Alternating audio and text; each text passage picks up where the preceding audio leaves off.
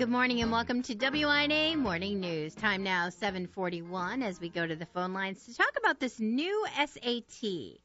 Now, it's said to be more true to life, but it's posing some challenges. And here to talk about the changes in the exam is Jean Burk of collegeprepgenius.com. Good morning, Jean.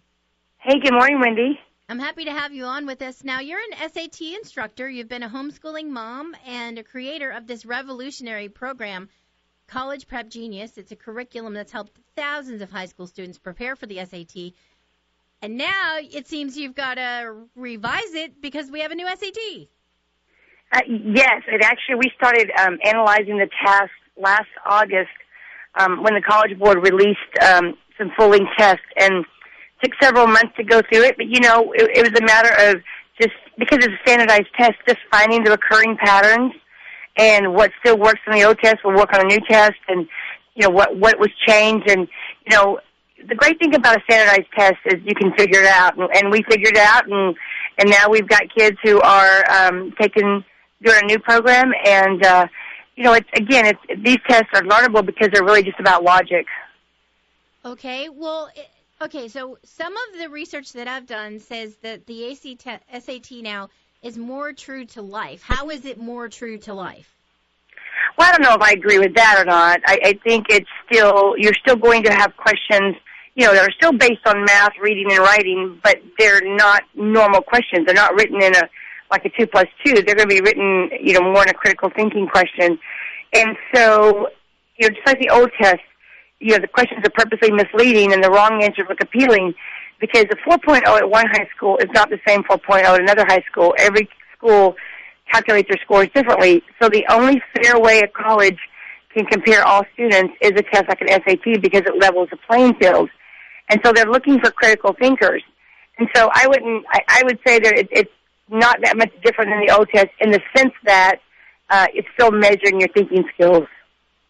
Okay, well, David Coleman, he's the president of the College Board. He says the SAT had gotten disconnected from the work of the American high school.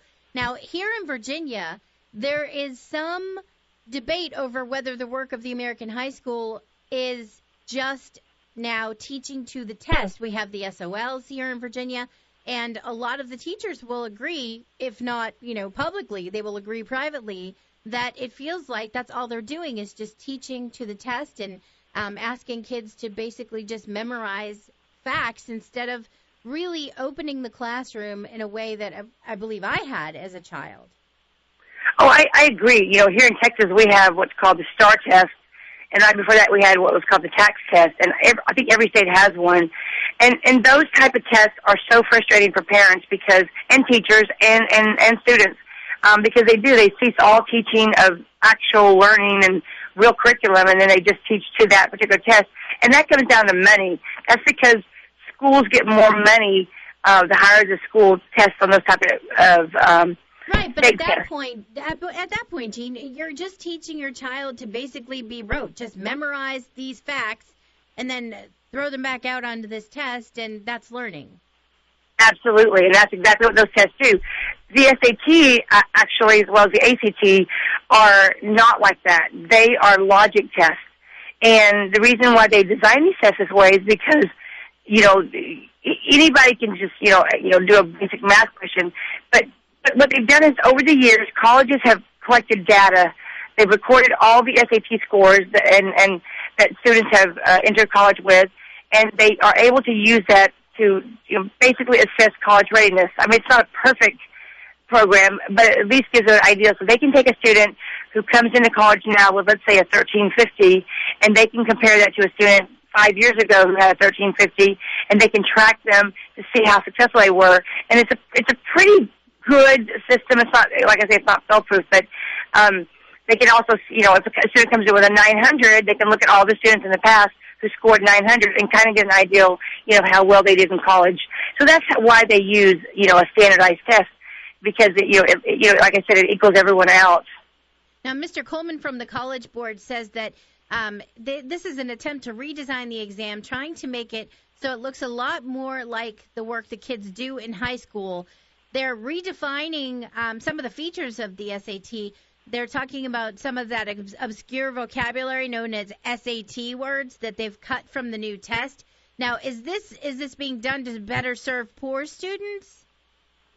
No, I think it's better served for money. You know, the number one reason why the SAT was changed in the first place is when David Coleman took over, 1.8 million students took the ACT and 1.7 million took the SAT. It was the first time in history that ACT takers had surpassed SAT takers, and so they wanted to regain a piece of the pie. They wanted to, gain those students back, and so they felt like if they lowered the vocabulary and made it look more like the ACT, they might get more students. And yes, maybe even lower socioeconomic students. But like that, I teach in Title I schools. I teach in very wealthy schools. It really doesn't matter what school you go to. The SAT is testing your knowledge, your critical thinking skills, and how well you can answer questions under pressure. Now, I realize that your job, your company really is to help kids prepare for college, okay? But and a lot of your work is based on what's happening with the SAT. But when we look at the way education has gone, like we just talked about the SOLs, and you are a homeschooling mom, would you say that now David Coleman is saying that the SAT is trying to be more like high school exams, when parents are already unhappy with the way high schoolers are being tested, for the most part, not every parent, but a great deal of people are unhappy with these SOLs. Are they going to be happy with the SAT? Do you see the ACT taking over? I don't necessarily see the ACT taking over. Both the SAT and the ACT are almost the same test. And now, once they've redesigned the SAT, they look pretty much the same. As a matter of fact, a lot of the ACT writers are now writing for the SAT.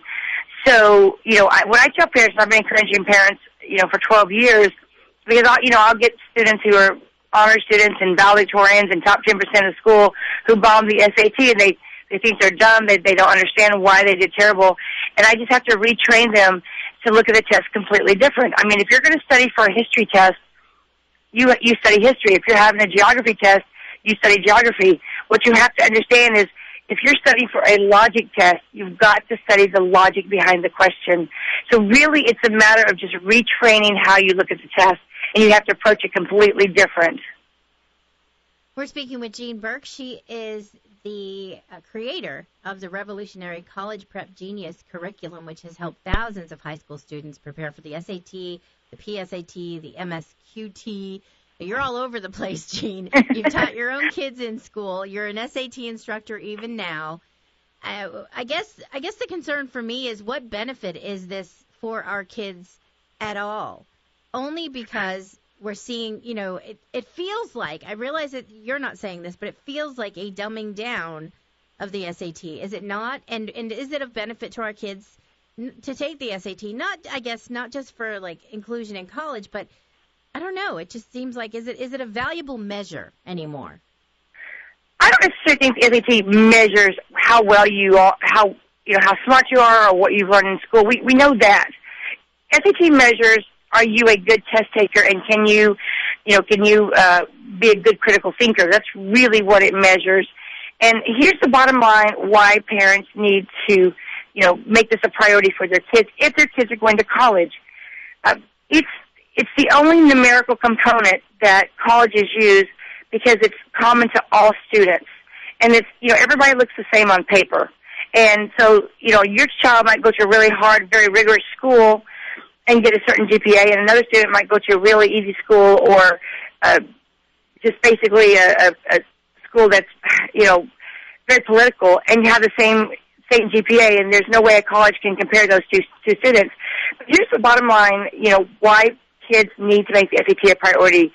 Colleges go up on their rankings nationally based on test scores. So that means the higher the scores, the more money you get, because basically you make them look good. So it's not necessarily measuring, what you know, but it's measuring your ability to take a test in a critical thinking format. But then once you take the test and you get that scholarship money, then you get into college, and then you can learn. That's where the learning is going to come from, is in college.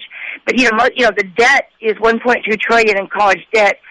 The median debt is about $100,000. And the goal is to get into college and graduate debt-free. That's the goal. And then once you get to college, then you can, study to be a teacher or engineer or doctor or whatever. So, I've had kids raise their SAT 600 points. I've had lots of kids go to Ivy Leagues for free, and it all came down to that test. And is that fair? No, but that's just the game they play. So I just teach families, listen, general test taking is going to help you in so many areas. You're going to be testing the rest of your life, not only in getting into college, but even in your job, they're going to be testing you. And for us, not only did we get free college, my son earned a lot of free law school scholarships. My daughter earned free grad school. So once you learn how to take a test, you can apply that on AP tests. You can apply that on subject tests. So it really goes a long way. Definitely does. And I appreciate your pointing that out because it's really hard sometimes to hear, that it's all about the money and then still encourage our kids to go ahead and do something. But like you said, it's the game they play. And the bottom line is our kids have to play the game if they want to get far in life. Yes. Unfortunately. But, yeah, I know. But thank you for being with us, Jean, and for explaining that and for helping our kids with the new SAT and to study for the newer setup of the SAT and the different questions that they're going to face. I appreciate your joining us this morning. Well, thanks for having me. Most welcome. WINA News.